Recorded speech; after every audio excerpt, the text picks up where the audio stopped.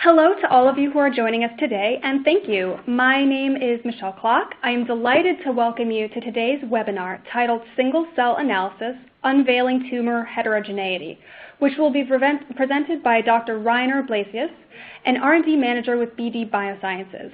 This webinar is being co-sponsored by BD Biosciences and the Current Protocols Journals of John Wiley & Sons Publishing. Now, I'd like to introduce today's speaker. Dr. Blasius received his PhD in biochemistry from the Free University in Berlin. After continuing his graduate work on G-protein coupled receptor signaling in his postdoctoral studies at UNC Chapel Hill, he developed GPCR-based assays for drug discovery as a senior scientist at Caro Bio USA. Upon joining BD Technologies, he led teams in the development of antibodies for cancer screening and staging assays, as well as a novel screening platform for stem cell media. In his current position as R&D manager, Dr. Blasius, with his colleagues, has pioneered the application of flow cytometry for solid tumor tissue analysis and fluorescence-activated cell sorting, or BD-FACS, to enable surface marker characterization and single-cell molecular analysis for solid cancers. Throughout today's webinar, I would like to encourage you to submit any questions by clicking on the Ask a Question box at the bottom of your screen. Your questions will not be seen by any of the other attendees, and the Q&A session will take place after the presentations. The webinar will be recorded and available for viewing in the next few days, and we will send you an email with details of how to access the on-demand webinar. So, with a very warm welcome, please take it away, Dr. Blasius. Hello, everyone, and welcome to today's webinar. Thank you to Michelle for the kind introduction, and as Michelle said, my name is Rainer Blasius. I work as an R&D manager at BD Technologies and Innovation, and this is located in North Carolina and is the corporate R&D center for BD. I will be talking today about how to use surface markers and flow analysis and sorting and downstream gene expression studies in order to discover cancer cell properties which are hidden from bulk analysis.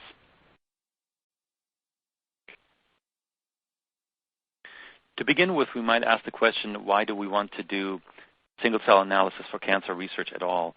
From a purely conceptual standpoint, the fact that biopsies are made up of tens of millions to upwards of tens of billions of cells would probably tell us that they're likely not all alike. But in addition, pathologists who have stared at tissues on slides for more than 100 years have always observed many different cell types in this tissue. Molecular methods, on the other hand, were mostly designed to detect genetic abnormalities, mutations and such, but for the most part neglected the fact that there was a variety of cells. And more recently, especially over the last 1 to 2 decades, the fact that solid tumors are actually an ecosystem of stromal cells, epithelial cells, immune cells, and so on, in addition to the cancer cells, has become much better appreciated. And the cancer cells themselves in most tumors show considerable variety. The reason this is becoming more important is that the previously limited view failed to fully explain the cancer properties, and it's now a widely accepted view that moving to this ecosystem view will lead to a much improved understanding and ultimately to better patient outcomes. Today's webinar will be based mostly on data that was generated in patient-derived xenograft or PDX models. These models are generated by implanting human tissue into immune-compromised mice, and they grow tumors which, for the most part, resemble the patient tissue in many different ways. There are some limitations, and the absence of a functional immune system is probably the most important one, but despite that, these models have proven to be very useful to study actual tumor tissue. So I'm starting with a very simplified mock-up of a tissue slide here, simply to prove a point important for today's webinar. So as we look at this mock-up, we realize there's a lot of variety in it here, a lot of different colors and different objects, and one typically might need some help to identify cancer cells in a tissue slice. And expert eyes are capable of identifying the tumor cells here by shapes and sizes and so on. But still, as we think about what the current status of molecular analysis is, what happens next in almost all cases is the following. So the first step in a molecular analysis very often is that we throw the cells into a blender and we make a homogeneous mix of it. And if we look at the outcome of that, what we generally find is that we're looking at the mix of all cells and as if they were a homogeneous mass, and the readout at the bottom here is actually not very easily readable. And in contrast to that, if we are able to sort the cells beforehand, as you see, the point I'm trying to make here is the result becomes a lot more readable. Now, taking this to a somewhat more scientific frame of mind, I'm showing a figure here, which is from a very widely cited review article by Hanahan and Weinberg, which shows the variety of cells in a tumor lesion, and it shows the different types of cancer cells, as well as fibroblasts, endothelial cells, pericytes, and so on. So suffice it to say, there is a whole architecture here, lots of different cells, and one of the first questions might be, aside from their shape and size, what else do we have to identify these different cells? One of the most useful ways to identify these cells are surface markers, and I'm showing a range of surface markers here for each cell group. And I want to state that these are shown as CD markers, which are very common to immunologists and hematologists. But you will also discover that most or all cell groups are marked by multiple markers, as well as some of the markers appear in different groups. And I'm explaining that in order to make the statement that most cell groups will need to be identified with multiple markers. So it's a combination code, if you will.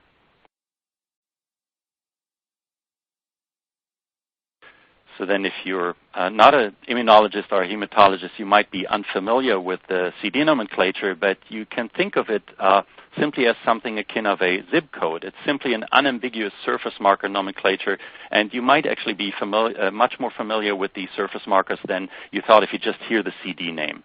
And all I want to say with that is these are familiar molecules, antibodies exist to them, and they're highly useful in tissue cells. In fact, we were, when we started this, kind of surprised because the CD markers have been developed, like I said, in immunology and hematology, but their use in solid tissue is something that turns out to be highly useful.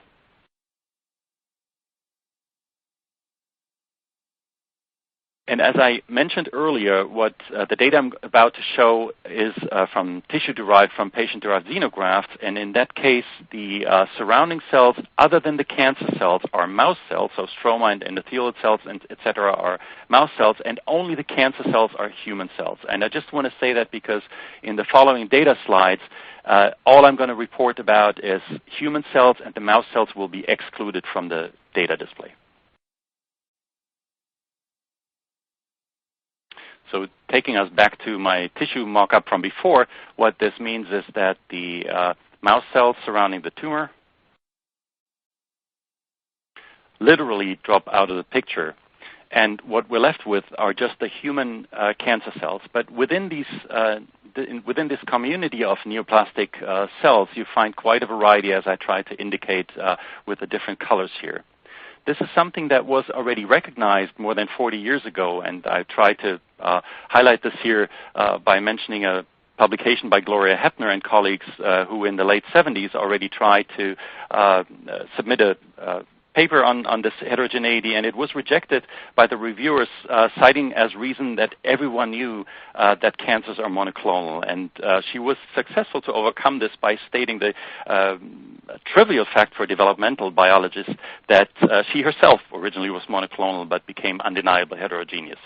And this is truly something that in cancer looks like it has been forgotten for many years, but lately this is becoming much more appreciated, that it's a very important property of cancer lesions. I'm showing the fact that this acceptance is really ongoing even in the clinical field by just mentioning a very nice publication that appeared last year by Carl O'Malley and colleagues who have been suggesting ecology and evolutionary indices in order to deal with this variety and with the dynamic of tumor cells themselves. And suffice it to state that intra-tumor heterogeneity and the evolution of cancer cells have become an important and widely accepted notion. So with this in mind, the question comes up technically, how do we deal with this variety? And what I'm showing in this slide is a workflow which we have established here at BD, which shows solid tumor flow analysis and sorting.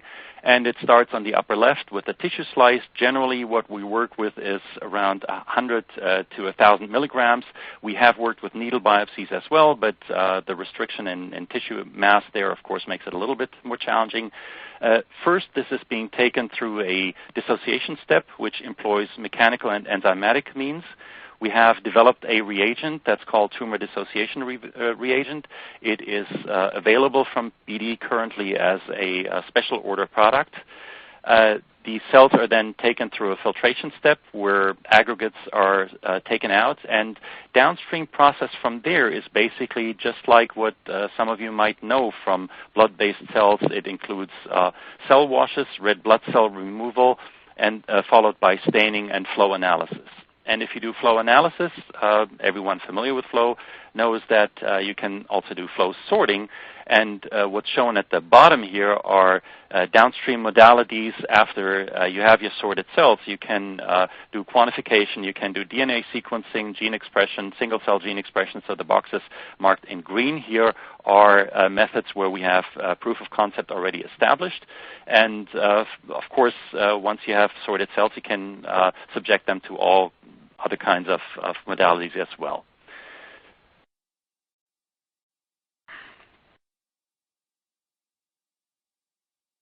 Before I'm fully going into the actual data part of the presentation, I'm going to explain how the flow cytometric data is presented today, because we have over 1,000 plots at the base of the data I'm showing today, so of course it would not be useful to show those, but I'm showing these in a summarized format. So on the upper left here you see a plot, and the flow cytometrist makes the gating decision and determines what's the percentage of cells positive for the marker in question. This percentage then is entered into the chart on the right. And I want to emphasize the fact that percent means percent of human cells. So again, keep in mind the tumor tissue comes from a tumor-bearing mouse, and there are mouse cells present, but the mouse cells are excluded from the subsequent analysis. So all you're going to see is percent of human cells. And at the bottom you see the profile that we generate with this. And you see multiple dots here. Each dot represents a single mouse, and this is all from the same model. And when I refer to a model, it means that one model is generated from one patient. So different models, different patients. One model can have replicates of different mice, and that's shown here. And word to the markers that were chosen at the bottom here. So these are 10 markers which we chose from literature. They had been used as presumed cancer stem cell markers or for similar reasons for solid tumors before. But I also want to say that while I'm showing data almost exclusively for these 10 markers, our more recent data indicates that there are many other markers that you can use for these purposes. So we have done this with a range of breast cancer samples, or breast cancer cohorts, I should say. And if you look from top to bottom here, it becomes very clear that mice within one cohort always exhibit highly similar surface marker profiles. So the replication within the cohort is very high. A second point that becomes clear here is that each cohort seems to have a distinct profile. So what's generally referred to as inter-tumor heterogeneity is being picked up by this surface marker profiling.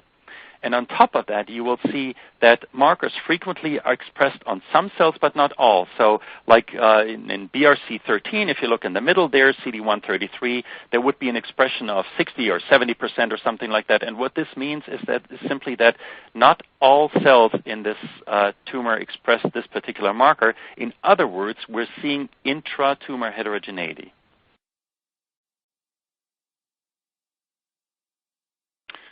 Furthermore, some of the cohorts we analyzed came from the same breast cancer model.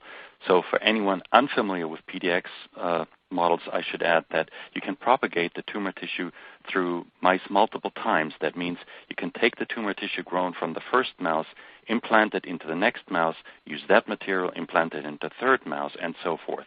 This is generally referred as passaging, and passage numbers usually go up to maybe as high as 10. On this slide, you see examples of tumors at different passage numbers. So our analysis indicates that a surface marker profile is a stable property along the growth of the tumor. I should mention here that all mice were obtained from Jackson Lab, so it's a commercial source, and unfortunately we did not have access to the clinical material, so we cannot show based on our data that this extends to the clinical samples, but I would argue that this is a worthwhile thing to do in the future.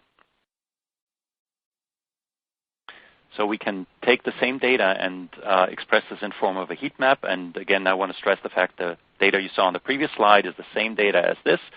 But as you can see on the color scale on the right side here from 0 to 100, so this again is the percentages for each sample positive for the particular marker. And on the left side of the slide, you can see color coding for each cohort, and what becomes apparent immediately is that so there's an automatic cluster analysis that the mice or the samples from each cohort cluster together. And as I mentioned earlier, some of these cohorts were actually from the same model, and that's shown here, and with just a few exceptions, all of these cohorts from the same model also congregate together. In other words, the surface marker profile is capable of sorting almost every mouse to the respective model.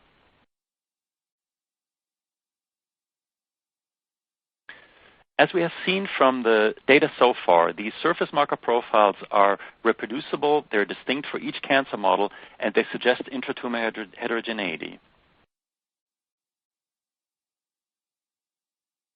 So a question that comes up is, can we identify distinct subpopulations?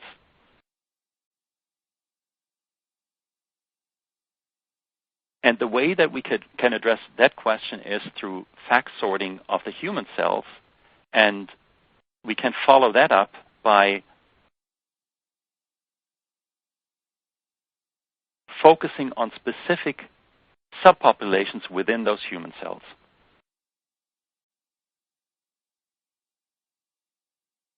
So the marker that we have chosen to test this hypothesis that we can actually distinguish different types of cells, in this case, is CD184.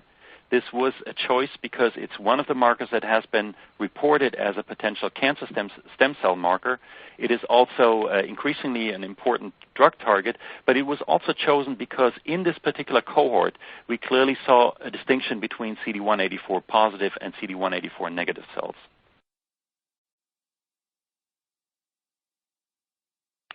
So this slide shows you on the left the population in a flow plot together here. So first we distinguish between human cells and mouse cells. The mouse cells are identified by a cocktail of species-specific antibodies. And then in the next plot, you see the human cells alone, which then are stained with CD184, and you see the distinction between 184 positive and 184 negative cells.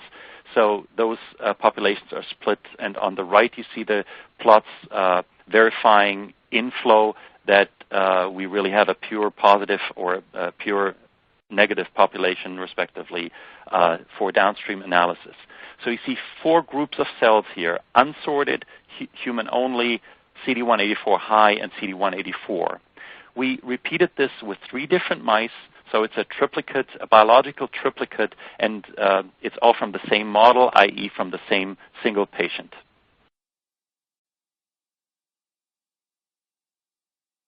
So we subjected these samples to whole transcriptome RNA-seq, and first we looked, and we got excellent assistance here by Joel Parker from University of North Carolina in Chapel Hill.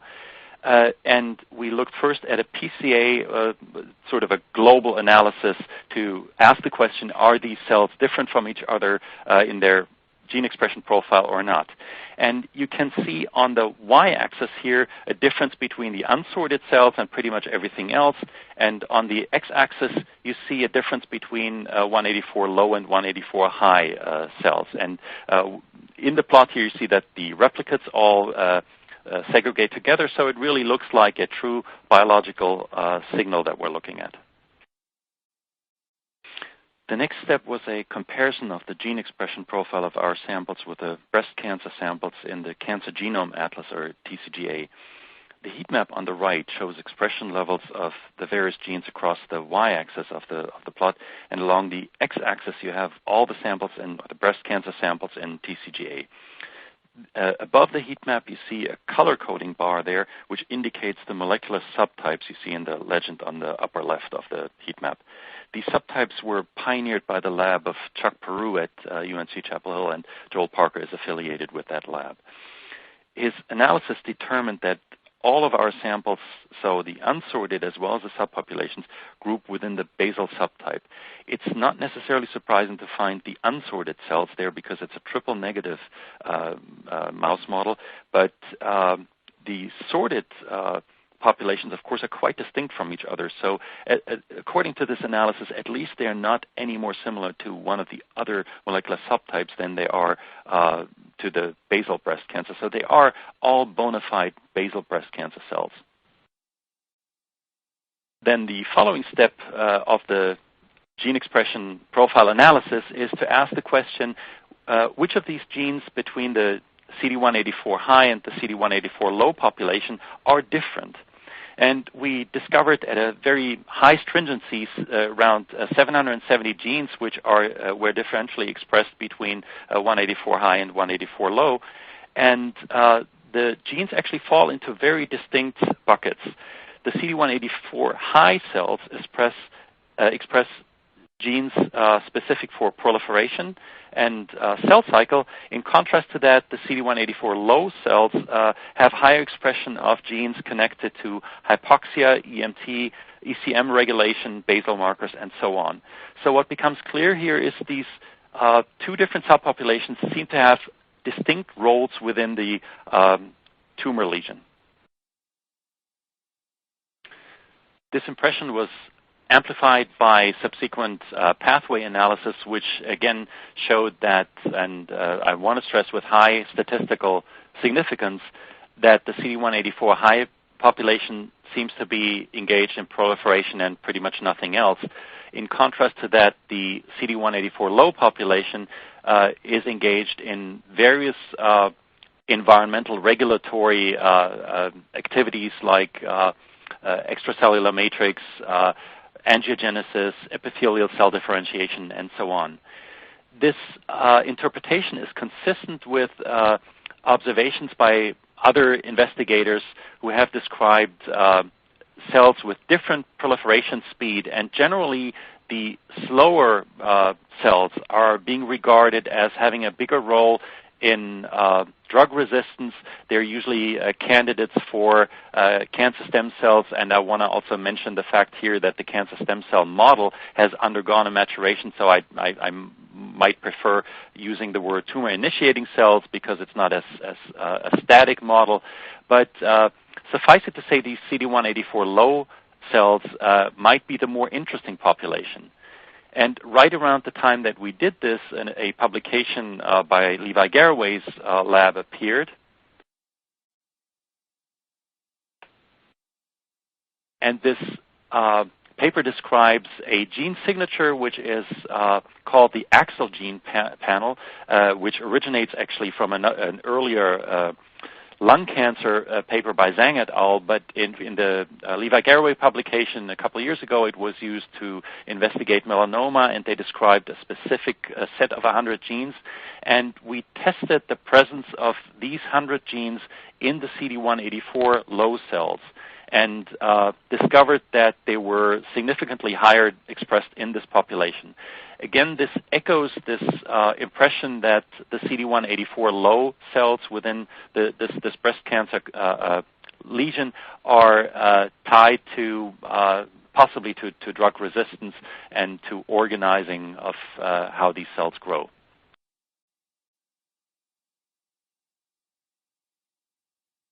Most of the data shown today was published in Molecular Cancer Research last year. You see the key figures of the paper at the top here. You saw that we've further expanded the profiling to further models, and the heat map of the previous statuses on the upper left here. It has convinced us that this is a very worthwhile approach altogether. And more recently, we've actually expanded this to more markers, and we've realized that there are actually many more markers that you can utilize for this approach. So altogether, we believe that by doing so, it's going to become even more powerful. In summary, our data indicates that surface marker profiles are reproducible, that they're distinct between each model, presumably between patients as well, and that they're suitable to demonstrate inter- and intra-tumor heterogeneity. And this intra-tumor heterogeneity, reflective of the ecosystems I mentioned initially, is suitably addressed by fact-sorting subpopulations. Our finding that these subpopulations are very distinct and biologically coherent, have biologically coherent gene expression profiles is further proof that the surface markers are actually reflective of meaningful phenotypic differences. So taken together, this observation tells us that our methods really provide unparalleled insight into the tumor ecosystems in contrast to the currently still common bulk analysis. So at the end, I show the workflow again that we've put together, and I hope that I was able to convince you that this addresses tumor heterogeneity. And again, on the left side, we start with a tissue slice. We can dissociate this with the help of the dissociation buffer that we have developed here. Then you can analyze it with an analyzer, and most of the data that you saw was generated with an LSRX20.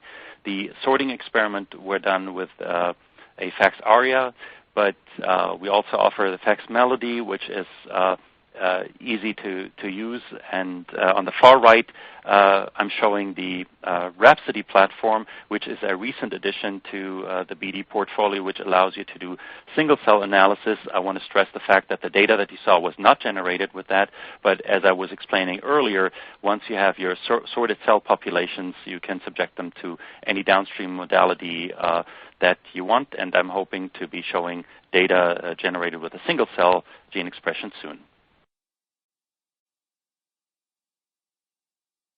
Finally, I would like to acknowledge all the people who did the work and supported the project. Mitch, Friedrich, Warren, Eileen, and Francis are the people here in North Carolina who have basically generated all the data. Stacy Chu assisted in statistical analysis. The research animal facility here in North Carolina provided fantastic services. Shannon and John supported the project in the leadership team, which we're very grateful for. And on the other side here, on the right side, on the West Coast, Smita and Aaron have been instrumental in developing the methods that were used in these studies. And Kevin, Linda, Marissa, and Skip are the leadership members in California who have supported the project. And also, as I mentioned before, Joel Parker from UNC has provided expert assistance in analyzing the gene expression data. And lastly, I would like to thank all of you listeners, and I hope you found this webinar enlightening, and I would be very pleased to take any questions that you might have.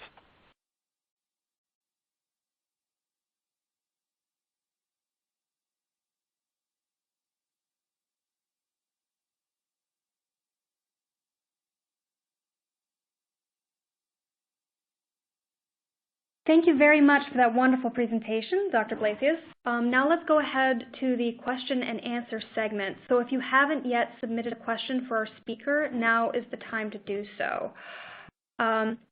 So our first question is going to be, so Dr. Blasius, do you consider CD148 low cells to be stronger in the role against drug resistance? So based on the data, I would venture to guess yes, but I have to emphasize that we don't have functional data, but that would be my hypothesis, yes. Oh, great. We have another question. Oh, sorry, go ahead. For this particular model, I might add. Perfect. So another one of our other audience members was wondering why PDX models? Why not directly from human primary tumors just after surgery? We had two reasons for that. One is that we really wanted to hone our technology and show the reproducibility. And of course, with patient tissue, you don't have that. And second is a practical issue. We don't have access to tissue on site here that's easy to schedule and where you get sufficient material. So this was a pragmatic choice as well. Great. So we have another question. One of our speakers is wondering, could you please talk a little bit about the protocol used for dissociation, specifically with regards to cellular debris and getting a clean cell solution with high viability?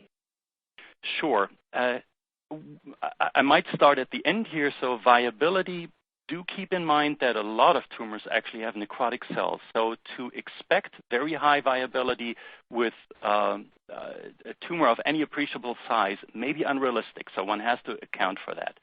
But with that in mind, we have seen viability from some tumors around 90%. So we feel pretty confident that per se our dissociation protocol does not limit viability too much. And as far as the protocol itself is concerned, it is rather straightforward the way that I described it. So you basically use, depending a little bit on your preference, scissors, scalpels, or razor blades, along with the tumor reagent, the dissociation reagent that we developed.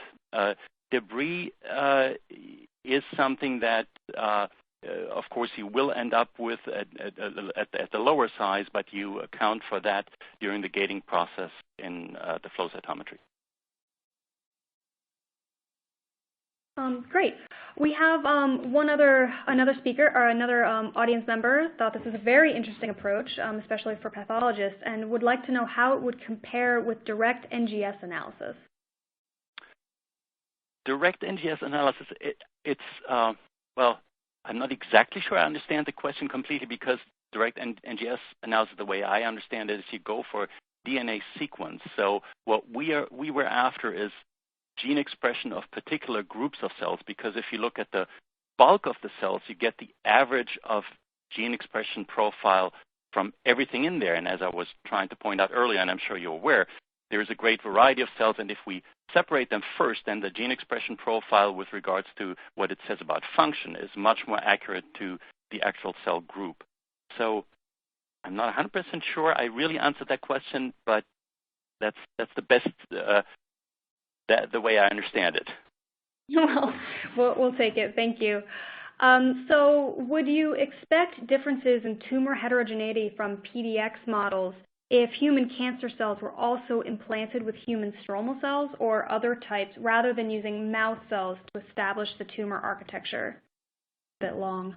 But that's a really good question, and it speaks to the general comparability between PDX-derived tissue and clinical samples. I would expect, especially in some cases, to find differences there that directly are a cause of the human environment versus the mouse environment. But I think there's enough experience in the whole field with PDX samples in general to show that there is heterogeneity present, and obviously our results would argue that way as well. So that's at least some of the mechanisms are there, and it's easy to investigate those in PDX models for the reasons that I stated. But clearly these methods were generated in order to now take them to clinical samples, and that is actually also what we're doing. It's just that we don't have the amount of data that I was showing today. That's almost impossible to generate with similar resources with clinical samples. Great. So for our next question, how do you compare between PDX and circulating tumor cell-derived mouse models? Also a really good question. We have not tackled that in any comprehensive way. So I think that would be something very worthwhile to undertake, but unfortunately I don't have any data in that regard. Great. So for our next question, what do I want to do? So if you do single cell sequencing, do you need to bulk cell RNA sequencing? I'm not sure that's a good question. Well, let me just say this. The single cell sequencing is based on barcoding. So you do get data from each single cell, but the sequencing reaction itself is done in aggregates, which also makes this a whole lot cheaper than if you had to run a sequencing reaction per each cell. I'm hoping that addresses at least part of the question. Yeah, that one was a little tricky.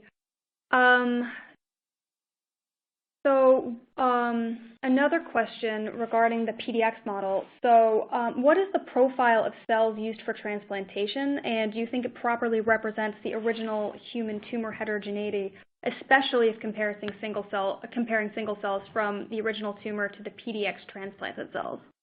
Yes, again, that's a really good question. Now, unfortunately, all the models here were commercial models, so we obtained them from Jackson Labs, and we did not have access to the patient material. My guess would be that you do find at least a partial representation of the patterns that we identified. But again, I base this on the fact that all the literature that I know about that compares the human samples and the derived PDX models, very frequently there's similarity there. And because the surface marker pattern is so characteristic, my guess would be that you find those, but we have not done that experiment yet. I'd be very eager to do it. That's great. So do you have any experience with live and dead cell ratios before and after freezing down patient samples? Yes, also a really good question, very technical. So you can do this in various ways, and I just skip the ways that don't work as well. The best way to do this in our hands is to dissociate the cells first, freeze them down in the presence of DMSO, basically like a regular cell culture freezing conditions. And the viability, you do take somewhat of a hit, and it depends a little bit so I can't give firm percent numbers, but let's say you start with a high viability sample, 90%, you actually get maybe even up to 80% viability out. If you start lower, you also get lower, but we have successfully done this repeatedly with samples that started lower. So it's clearly feasible, but you do take somewhat of a viability loss. Great. Thank you so much. For our next question, so the data presented here was based on solid-derived cancers. Would this approach also work on liquid-derived cancers, for example, AML? I'm not exactly sure what, in terms of the heterogeneity, absolutely, but of course the dissociation aspect then does not apply. But yes, I mean, and there is quite a bit of work that has been done for heterogeneity in blood-borne cancers as well. Great. We have an interesting question. Can this technology also be used for microorganisms? Oh boy, I'm the wrong person within BD to ask. Yeah, that was kind of a difficult side. Right. I do know that flow cytometers in principle, yes, that can be used. But again, in my hands, we have not used that. And I would refer you to some people at BD Biosciences that can try to connect you with a person that might have experience there. Gotcha. Yeah. Microbiology is near and dear to my heart. So another question, are you concerned about the dissociation process with antigen or RNA integrity? It's a good question, and in general, yes, one should be concerned about the quality of one's analyte. But in our hands, this actually has worked quite reliable. With regards to RNA integrity, we have not seen any loss compared to, let's call it the gold standard, to just take the tissue piece and extract bulk RNA. And with regards, we have compared changes directly, and they're very minimal. With regards to integrity of the antigens, we have analyzed that and have actually done somewhat of a survey. There are a few markers that are susceptible to changes, and we basically try to take that into account, possibly choose other markers. But the great majority, I would say greater than 90% of the markers, don't change at all in this process. There's a publication that I would refer you to by Laurie Ailes in Toronto. She has done a survey, I want to say, of around 300 different markers under different dissociation conditions. That's also a really good indicator, and she also found that the great majority of markers are actually not affected. So we're pretty confident that with regards to marker integrity, we don't take much of a loss. Oh, great. So we have another technical question from one of our audience members. Do you lyse red blood cells before phenotyping? And the reason they were asking is because lysis changes the scatter profile of the cells, and they were wondering if you have any suggestions.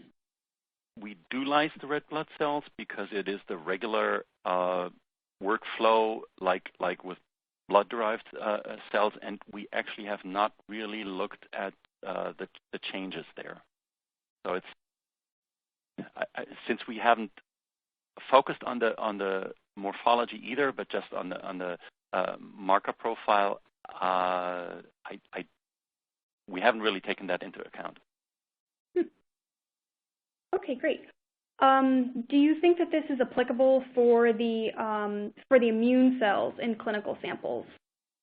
Yes. So the methods clearly were developed with that as the ultimate goal. And like I said earlier, for mostly practical reasons, we chose PDX samples because they're reproducible and accessible to us.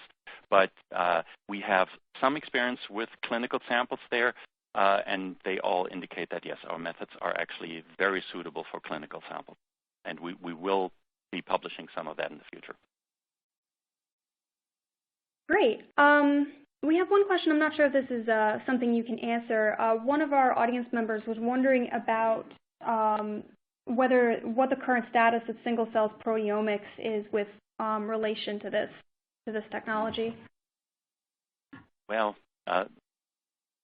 all I could do there is basically to refer you to the literature there, because I don't really have on hand or hands-on comparison. It's kind of hard.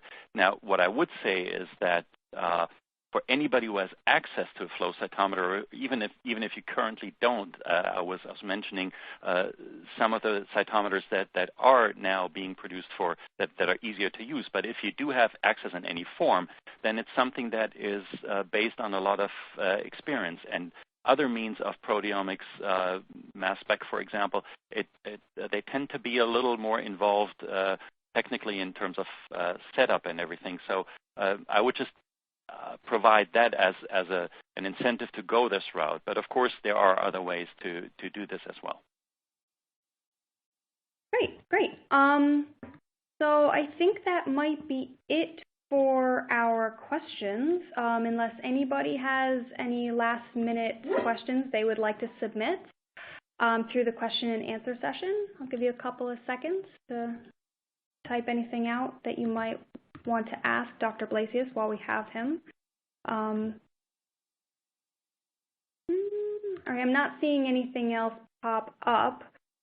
So with that, I'd like to go ahead and wrap up. So we're wrapping up a few minutes early. So thank you so much to everyone for all of those excellent questions and for joining us. I want to remind you that today's webinar has been recorded and will be available for viewing within the next few days. For those of you who registered for the talk, we will be sending you an email with details on how to access the recorded webinar on demand. So on behalf of today's speaker and our sponsor, BD Biosciences, we sincerely appreciate your attending today's webinar, and we look forward to your attendance at future webinars by Wiley and Current Protocols. So thank you so much.